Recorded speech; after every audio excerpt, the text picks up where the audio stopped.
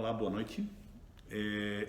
Boa noite, bom dia, boa tarde, não sei quando é que vocês vão assistir isso, mas nós estamos aqui com uma um novo tema para nosso projeto Conversação, Conversa e Ação, né? O propósito sempre é aquele de trazer reflexões sobre temas que nos são sugeridos, né?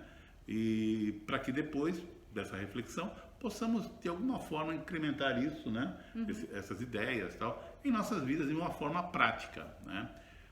O tema de hoje é quando a relação de casal não vai bem, o que fazer? Então, a gente gostaria de falar um pouquinho sobre essa relação, que é a relação de casal. E para isso, eu acho que seria interessante a gente definir o que é um casal. E a gente pensa que um casal é a junção de duas pessoas, mas é muito mais que isso, né? Porque essas duas pessoas, elas vêm de algum lugar, elas têm uma história, elas têm crenças, e isso por si só representa um desafio quando a gente encontra o outro na nossa frente. E principalmente o outro com esse objetivo de estabelecer uma parceria. Então isso significa minimamente que dois mundos muito diferentes vão precisar passar a conviver. Então, essa questão aí do que é um casal, eu diria que é a junção de dois mundos, né? Sim. Tem aí esse componente de desafio. talvez a gente poderia dizer que é a tentativa de equilíbrio entre duas realidades, entre duas percepções de mundo, de vida, de homem, enfim. Equilíbrio e troca, né? De troca. E na junção desses dois mundos nasce um terceiro mundo, né? Um terceiro mundo que é o resultado O dos mundo dois. compartilhado, vamos dizer assim, né? Sim.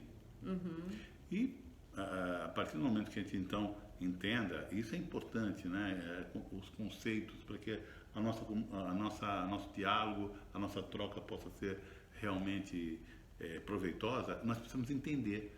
Até há pouco a gente estava falando aqui uma dificuldade que estava tendo, que precisamos criar um dicionário para nós, né? Porque às vezes aquilo que eu falo, o outro entende de uma outra forma por conta da experiência, Por né? conta dessa história mesmo, né? Dessa experiência pregressa. E essa experiência de casal, ela traz uma coisa muito rica, que é uma experiência inédita na nossa vida, né? O que estávamos lá acostumados a viver dentro daquele Na mundo, família, da de família. origem, né? E de repente você encontra outra pessoa totalmente diferente, né? E isso é inédito porque ali tem a oportunidade do crescimento, né? Sim, De exato. você pegar coisas do outro e entregar coisas, né?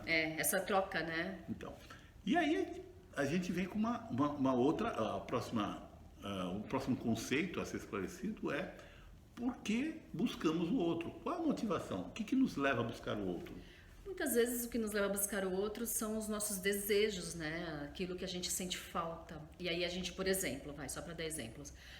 Eu sinto falta de companhia, por exemplo. Então eu busco o outro para junto comigo a gente fazer algumas coisas. Sei lá, viajar, estabelecer alguns projetos juntos, essa parceria. Um dos grandes projetos que a gente busca na relação de casal é formar família, ter filhos, né? Obviamente isso é muito comum. Então essa busca por realizar-se com o outro é o que nos motiva. E muitas das vezes, né, a gente não quer simplesmente ficar só, né? Essa é uma motivação também que acontece, assim. E aí é uma coisa que eu diria que é meio perigosa, né? Porque na maior parte das vezes, se a tua motivação é não ficar só, esse outro que está ao teu lado, ele está, digamos assim, se ajustando a essa necessidade. Mas quem é esse outro? Qual a qualidade dessa relação para atender essa necessidade? Às vezes o preço a pagar para ter o outro é ter o outro. Exato. E Ou pode ser seja, um preço muito alto. Pode ser um preço muito alto. Aí a gente pode comentar das relações abusivas, que muitas Exato. vezes a pessoa acaba suportando por medo de ficar só. E às vezes essa solidão está misturada com outros medos, que muitas vezes são crenças. O medo de ficar só, de não dar conta do mundo, de não dar conta com a própria sobrevivência, a falta de recursos financeiros, né? Então é muito comum, às vezes, as necessidades que eu tenho realmente e aquelas que eu imagino que terei na ausência do outro, acabam muitas vezes me forçando a manter esse relacionamento. A ficar com o na outro. relação, né? Ficar, é um ficar Vai... onde o preço é alto. Você vai... E então nós encontramos o outro, né? nós formamos um casal, mas de que forma se estabelece essa relação a dois? Como é que te poderia dizer? Que tipos de formas, né? Como se estabelece essa relação a dois? Diria que através de alguns contratos, né? A relação a dois, ela sempre é baseada em contratos, mesmo que sejam contratos tácitos, contratos do quais a gente não formaliza muitas vezes, né? Mas se estabelece ali na experiência de vivência um com o outro, né? Então a gente já cria algumas formas de estar com o outro. E basicamente a gente pode estar com o outro a partir de relações curtas, né? Relações casuais, encontros, né? Que não tem ali o objetivo de uma longa duração, né? Então eu encontro você porque é prazeroso estar junto, é gostoso, é o ficar, né? É o ficar. E é uma forma, né? Uma forma válida de relação. Inclusive. Mas é uma das formas. A gente poderia dizer que é uma forma de relação onde o objetivo é divertir-se, né? Divertir-se, é ter prazer, um prazer limitado a prazer. Não existe a construção. Então a gente diz que são relacionamentos casuais, temporários.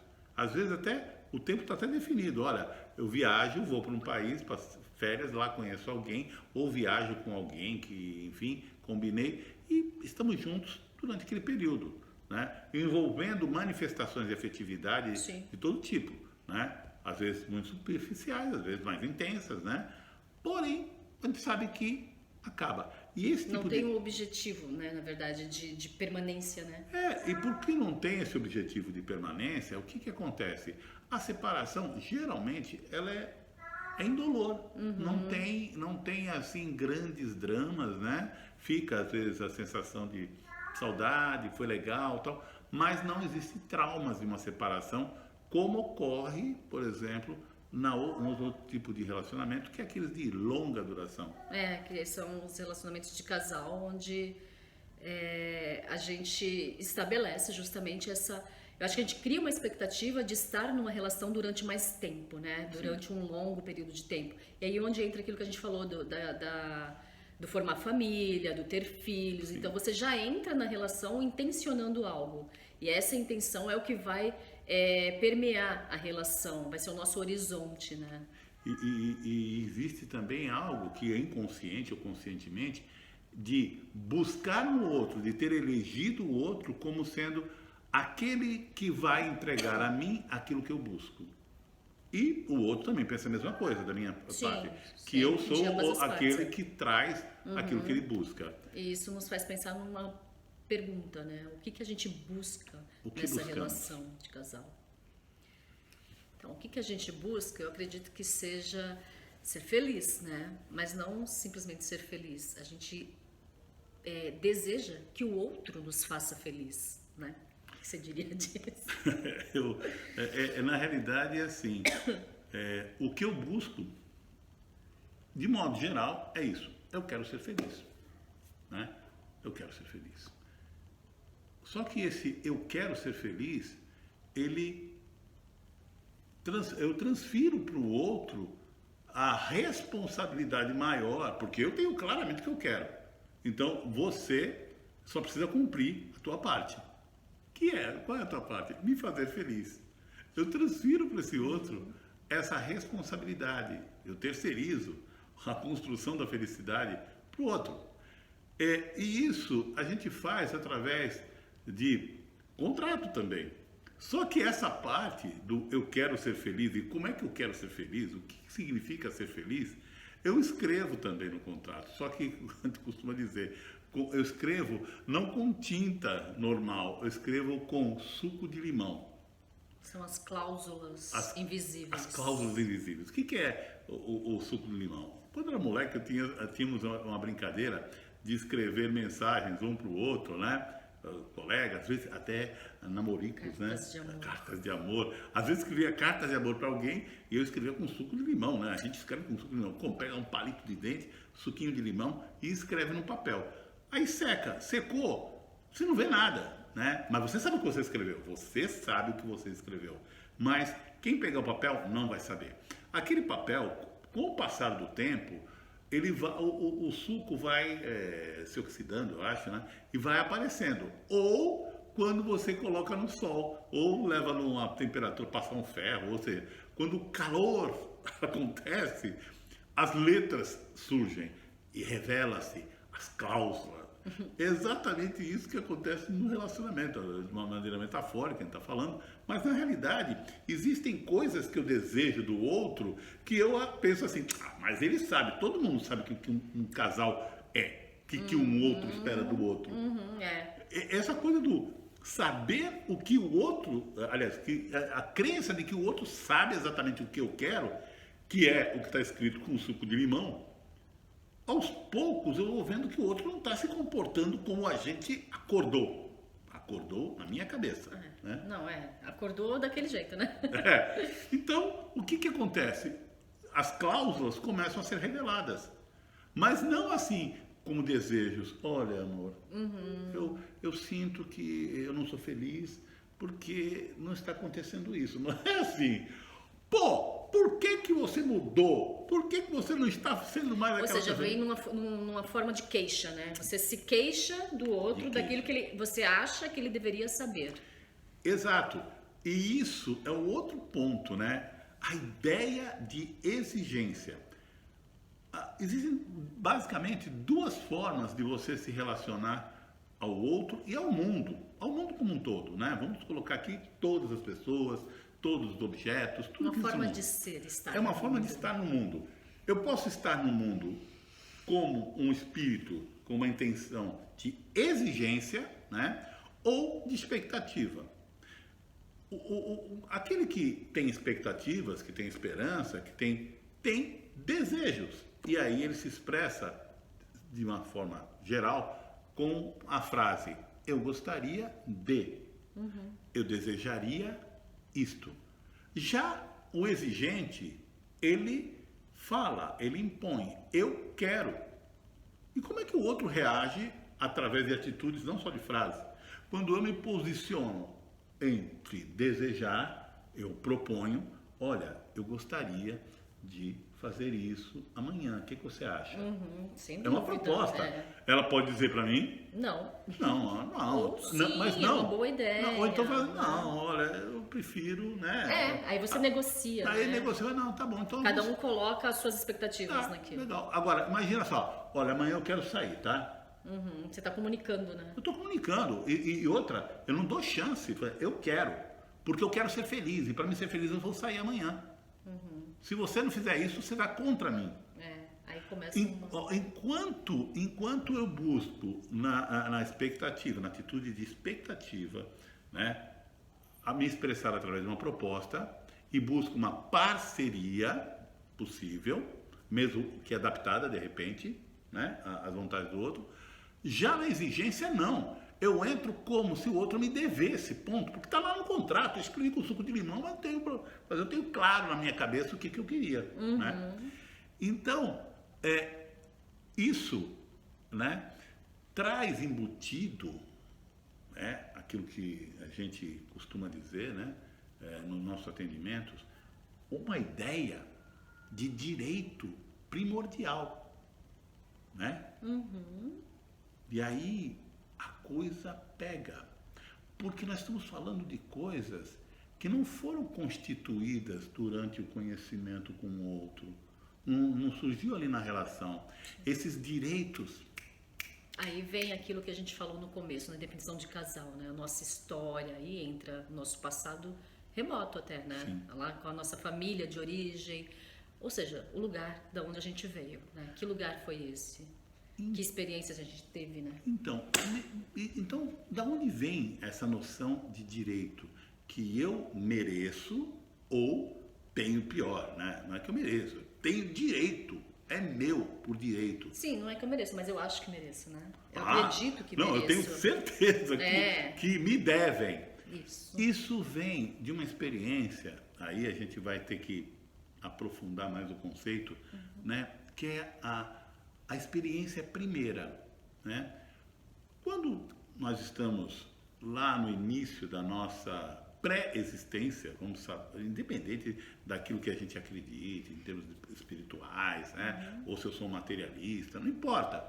Mas eu sei que a minha vida, ela se principiou de alguma forma lá no encontro de papai com a mamãe e tal, e de repente eu estava no útero da minha mãe, né?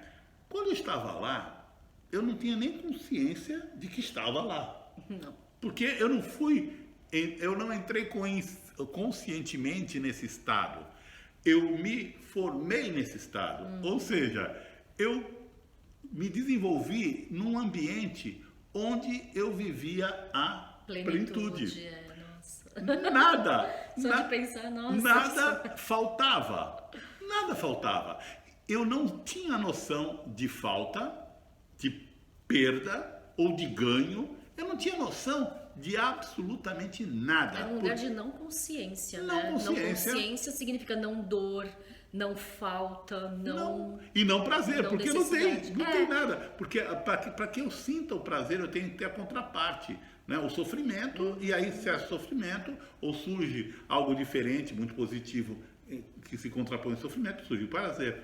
E o prazer é sentido justamente, tá com sede, tomou água, ai que gostoso. Mas se você não tiver sede, a água continua ali, você não vai pegar. Por isso a plenitude, né? A plenitude no útero, a gente até costuma dizer o seguinte, que ali nós vivemos a experiência do chamado paraíso, onde nada é negado, nada é pedido também, tudo é ofertado, né? Tudo é. Tudo é, exatamente, Né? essa é a Tudo palavra, é. tudo é, não será, nem foi, tudo é. Não existe sequer a percepção da passagem do tempo. Porque não existe variação. Estou com fome, estou com sede, estou com... Não. Tudo é. A plenitude. A palavra é essa, a plenitude. E aí, quando nós vimos ao mundo, a partir do parto, acabou. Aí, constitui aí a nossa primeira perda. Perda. E essa memória de perda, ela vai nos acompanhar para o resto da existência, né? É a primeira memória que a gente tem, é de perda. Então, e aí eu posso, diante dessa grande perda, vem outras experiências. Por exemplo, eu sinto que sumiu algo que era muito bom e tudo agora é dor, é falta, é mal-estar. E de repente, ao mesmo tempo, existe a tentativa humana o suficientemente funcional, que é a ação da minha mãe, do meu pai, dos cuidadores, enfim, que buscam dar a mim o alívio a quê? As necessidades que surgiram a partir de então. E aí surge aquele negócio, tem a dor, tem a falta, tem a carência, tem a sensação de abandono, de perda, e de repente tem esses seres estranhos aqui querendo, de alguma forma... Suprir, né? Essas necessidades. Humanamente, né? E aí, a gente se depara com a grande divisão de estratégias. Diante disso, o ser que está em formação, ele pode se adaptar, no sentido de entender que acabou, não tem mais como voltar àquele paraíso, né? Ou ele vai comprovando que o paraíso acabou, embora ele tenha desejos, sonhos, mas aquilo, o mundo contrapõe, não tem mais paraíso, é isso que é o que tem para hoje, é o que tem para hoje, é o que tem para hoje. E aí, ele pode, nesse momento, identificar naqueles dois, pai e mãe, vamos simplificar, né? O mundo traduzido em pai e mãe, como tentando dar alguma coisa. E eu acolho aquela alguma coisa, já que eu perdi tudo, né? Eu acolho isso. Quando eu tenho essa postura de acolher, né? O desenvolvimento desse ser tem mais chances de levá-lo à realização, a construir uma vida que seja relativamente prazerosa, onde ele pode se realizar. Por quê? Porque ele acolhe aquilo que é possível, né? E até com quase que como um ensaio de gratidão. Ele acolhe, ele aceita.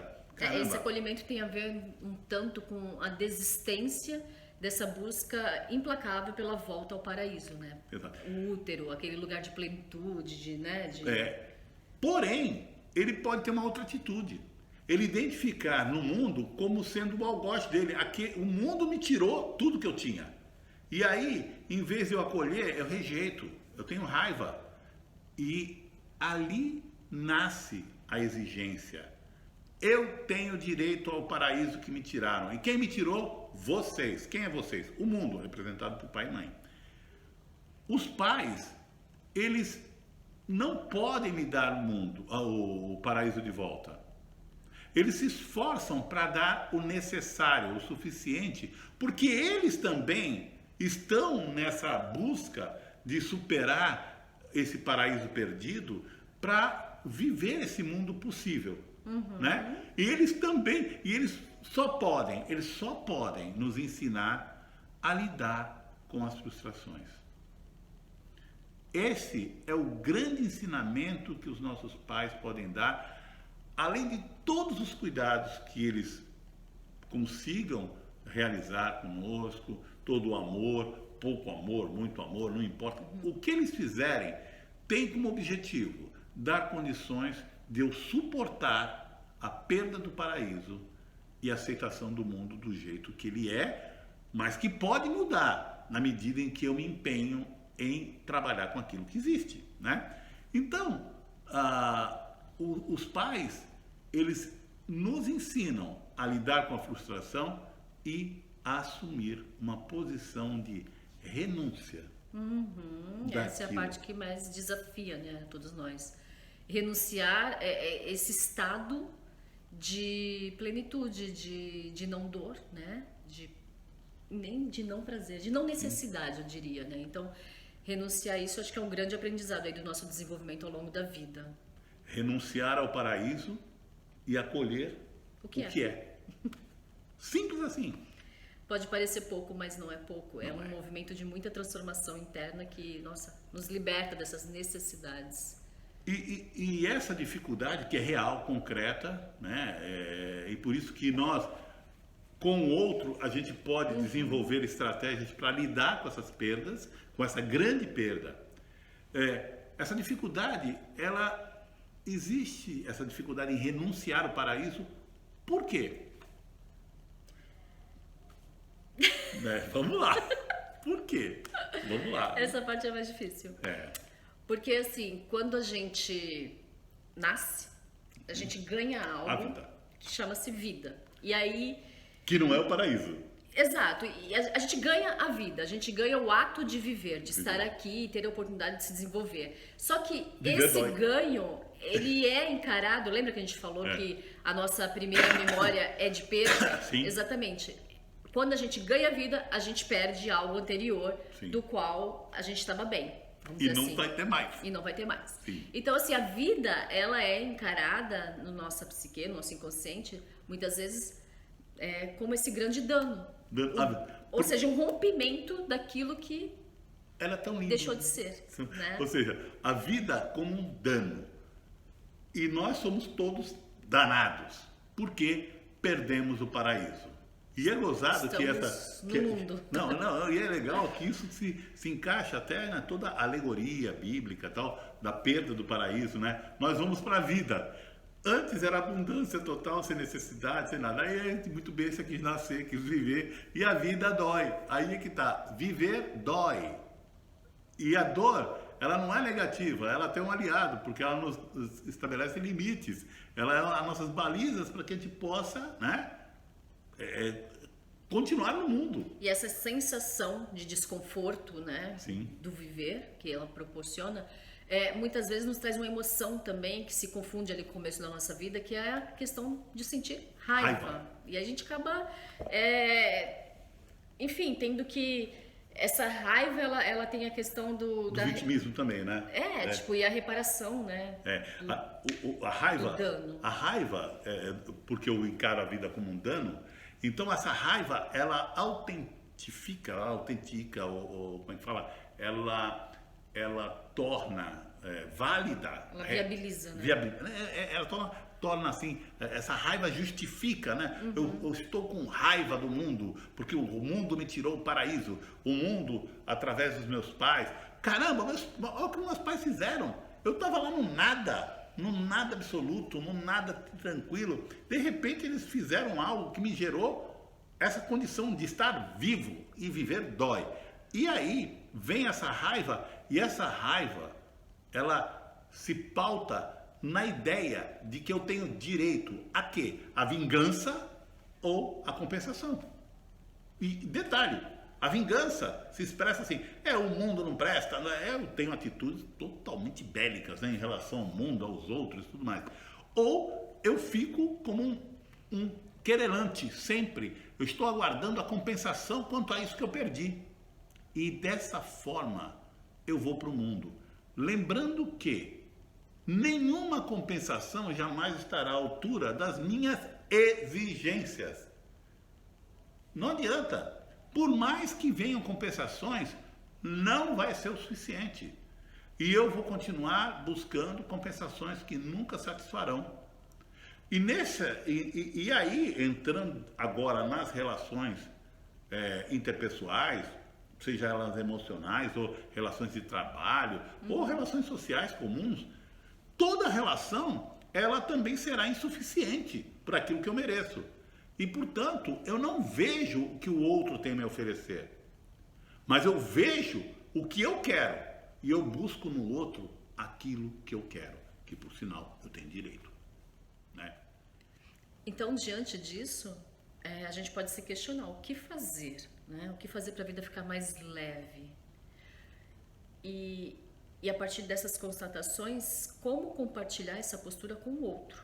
Né? Porque eu acho que a gente ter essas percepções vai ser extremamente importante. Por exemplo, a primeira coisa, reconhecer que tudo isso que a gente falou, toda essa trajetória aí, né, desde da nossa concepção, o nosso nascimento, a nossa vida em comum com a nossa família, tudo isso a gente poderia chamar de jornada. Então a gente tem essa jornada pessoal que nos traz até o momento presente, quando a gente está diante do outro, aquele outro que está ali disposto a ser o nosso par na vida. Então, o primeiro passo seria reconhecer que o outro também vive essa mesma dinâmica que você, Sim. em contextos diferentes, em mundos diferentes, né? Quando esses dois mundos se encontram. Então, contextualizar o outro nos ajuda a criar esse ambiente que é necessário de igualdade.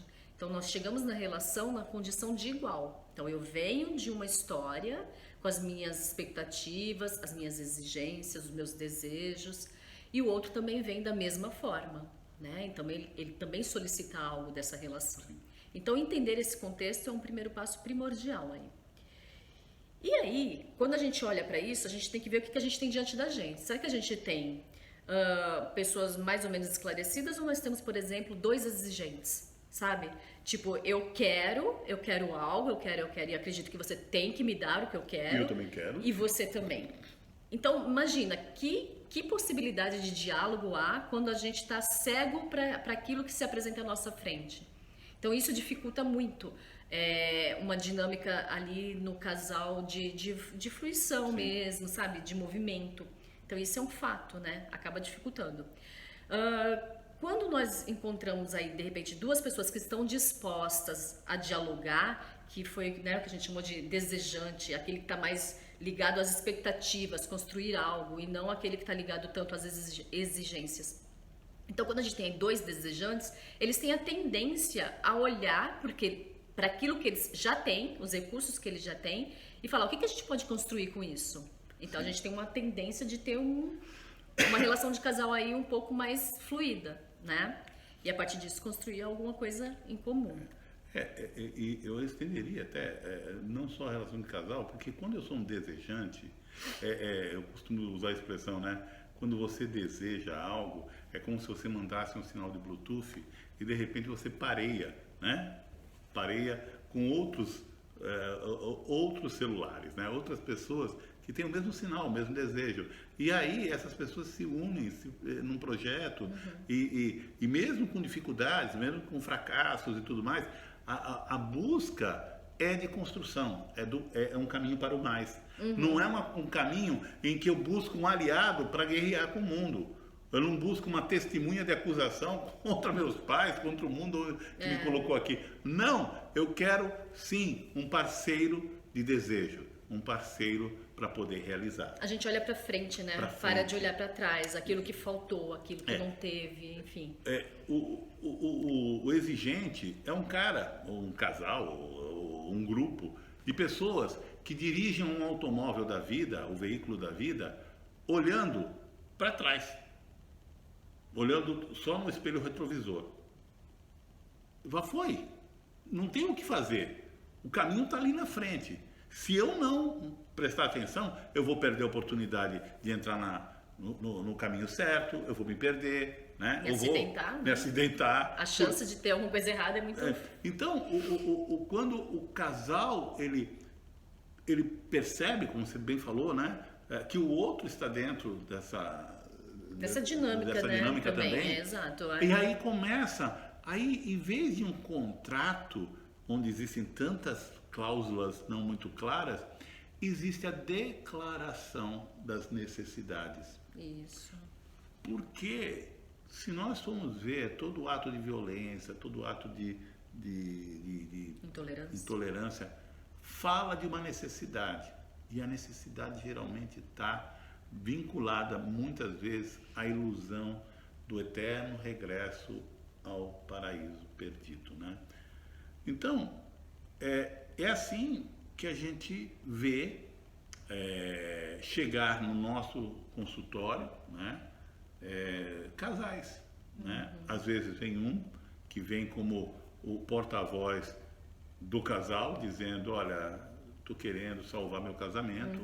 Às vezes vem os dois, né, com esse propósito, olha, não está bom, a gente quer salvar o casamento. Mas na realidade, e a gente costuma até falar, né, nós não fazemos terapia de casal, a gente faz terapia do casal, né? Nós temos até uma maneira de lidar com a nossa proposta, geralmente é assim, a gente acolhemos os dois que chegam, para que a gente possa, de repente, né, quando vem os dois naturalmente, possa ouvir, né, e aí ajudá-los a eles se verem. Às vezes, pela primeira vez, eles vão ter a oportunidade de um olhar o outro, geralmente, além das exigências, além das ilusões, e olhar e descobrir, de repente, que tem diante de si alguém tão querelante, mas também alguém tão desejoso de encontrar. Só que, infelizmente, o que chega com o casal na sua malinha, né? É um monte de queixas, né? Dizendo que o outro está falhando, né? Tipo, não está atendendo às necessidades dele, mas ele não vê que a relação de casal é uma relação de troca. Então, será que essa pessoa se questiona, tipo, mas será que eu também não estou atendendo a necessidade do outro, né? Sim. Então, a gente está falando aí de um desequilíbrio na relação. Sim. Então, quando a pessoa chega pedindo ajuda, é porque ela já está sofrendo as consequências desse desequilíbrio que foi em algum momento, né, da relação. E o convite que nós fazemos através da nossa proposta, né, é que a pessoa, ambos, né, ou a pessoa que irá ali está, ela veja, ela olhe as próprias necessidades. O que ela necessita? E aí, identificar claramente, os dois, se possível, né, identificar claramente o que é que eu preciso, que é essencial, que é uma necessidade, e o que é o que eu quero. Porque o que eu preciso é essencial, né? E às vezes não é tanto assim. Mas o que eu quero está vinculado a exigências. E aí não há como escapar. Toda exigência é infantil. Isso às vezes é difícil até de a gente aceitar. Exigir é uma expressão de imaturidade, infantilidade. Por quê? Exigir, eu desconsidero completamente direitos e deveres do outro só e lembro só dos meus direitos, aqueles direitos que eu acredito que tenho, né? Então, diante dessa constatação ou da nossa proposta de reflexão também, sim, tá? Claro. Não é para não estamos querendo que as pessoas aceitem de qualquer jeito, de que toda exigência infantil, porque ela gera uma expectativa infantil, de ela realização revela, plena. né, que Sim. você está vivendo ainda de alguma forma lá Lá atrás, atrás. daqueles primeiros desejos, Eu que a gente quero, falou quero, aqui quero, porque eu bastante, quero. porque eu quero voltar para aquele lugar que não Porque eu tem quero. necessidades. Eu quero porque quero o que quero. Pronto. Exato. Então, a proposta é eliminar essa postura exigente. Ou melhor, mudar, transformar a exigência, ou melhor, ocupar esse lugar da exigência pelo lugar do desejo de realizar, do desejo de, junto com outro ser desejante, construir uma vida a partir dos recursos que existem, Exato. daquilo que é. Reconhecer o que é. O que é, porque só o que é recurso. O que eu tenho? Eu tenho vida, né? Eu estou com o outro do meu lado que está disposto, pelo menos até agora está disposto a construir essa vida comigo. Existem um mundo de desafios e eu vou fazer o meu melhor. Entendendo que também os outros estão cada um fazendo o seu melhor possível. Eu vou estabelecer limites, né?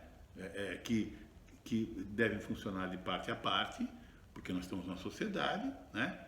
Existem regras, contratos, e vamos cada vez mais explicitando esses contratos, falando das nossas necessidades, olhando para as nossas reais necessidades, aquilo que nós precisamos, aquilo que nós desejamos, que queremos, né? E o que queremos é que nós temos que ver a distância entre o que eu preciso, o que eu quero, para ver se é necessário investir tanta energia naquilo, né?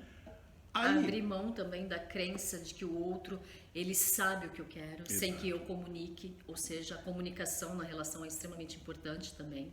Falar o que eu desejo, o que eu quero, isso faz toda a diferença. E estar preparado também para uma outra coisa, que o outro pode não estar disposto a abraçar essa nova vida, esse novo viver. Porque talvez a relação que se estabeleceu lá atrás foi uma relação tão baseada em crenças, em exigências não reveladas, que o outro pode, de repente, não, eu quero porque eu quero. E de repente, não resta o que fazer se não falar, ok, não é possível comigo. Então, eu sigo aqui, agora, com o meu projeto desejante. E você, como eu não posso dar aquilo que você quer, mas só aquilo que eu posso oferecer, você fica livre para seguir. Isso mostra também, né, o quanto a relação de casal é uma relação de autoconhecimento. Sim. Porque através da relação com o outro, a gente também vai vendo os nossos limites, aquilo que a gente pode oferecer. Bem, isso não é uma conclusão, mas é só, a gente tem que encerrar em algum momento o nosso vídeo, mas eu gostaria de deixar aqui uma frase que eu ouvi há muito tempo atrás, de uma pessoa que teve que encarar aquilo que ela queria, aquilo que ela precisava e aquilo que era possível, aquilo que era, aquilo que é, né? E diante desse grande sofrimento, ela disse: eu abro mão de todas as minhas exigências, mas continuo desejando o melhor que for possível. E diante daquilo que vier, eu acolho o que vier, do jeito que é, pelo preço que for. Por quê? Porque eu dou conta. Se nós conseguirmos realizar isso em nossas vidas, e se a gente conseguir realizar isso em nossas vidas na companhia do outro, se dois entenderem que temos que abrir mão daquilo que não foi possível, daquilo que não houve, daquilo que eu exigi até então, aí eu acolho aquilo que é. Porém, eu continuo desejando mais e mais e mais, me colocando em movimento, e cada vez um movimento para o mais, um movimento positivo. Mas sabendo que se eu for frustrado, e esse foi o grande aprendizado que talvez meus pais e todos aqueles que me antecederam buscaram transmitir para mim, que é a capacidade de renunciar de novo ao paraíso para ganhar o mundo. Fechou? Fechou. Por enquanto. Sim, e olha que a gente falou, hein? Sim, gente, muito obrigado, tá? E é isso aí. Obrigada. Tocar para frente.